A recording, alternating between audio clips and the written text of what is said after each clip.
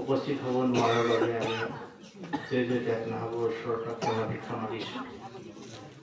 মোৰ সন্মুখত গুণী জ্ঞানী অধ্যয়নপুষ্ট বয়োজ্যেষ্ঠ ভকতসকল আইসকলে আছে। আমাৰ ভক্তি ধৰ্মৰ মূল উদ্দেশ্য হৈছে আমি প্ৰত্যেকজন মানুহেই ঈশ্বৰৰ কথা শ্ৰৱণ কীৰ্তন কৰি আমাৰ মনটো আচলতে স্থিৰ আৰু সুন্দৰ কৰা হৈছে ভাগৱতৰ মূল লক্ষ্য উদ্দেশ্য।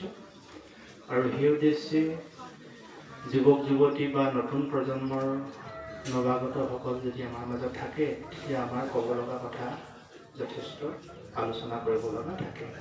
আৰু আমাৰ জ্ঞানী আপোনাসৱৰ দৰে ভকতসকলৰ আগত আমি ক'ব লগা একোৱেই নাই, আমি ল'ব লগাহে আছে। গতিকে সময়ৰ প্ৰতি সংগতি ৰাখি আমি আপোনাসৱৰ মতে শ্ৰীমদ ভাগৱত শাস্ত্ৰৰ অমৃত কথাৰ মাজৰ ছোৱালৈকে যাব খুজিছোঁ। দায়িত্বত ভুল ত্ৰুটি হ'ব পাৰে, সমস্ত নিষ্পন্ন মাৰ্জনা ল'ব পাৰি বিনম্ৰতাৰে সেৱা জনাই আমি মূল আসনলৈ আগবাঢ়িছোঁ।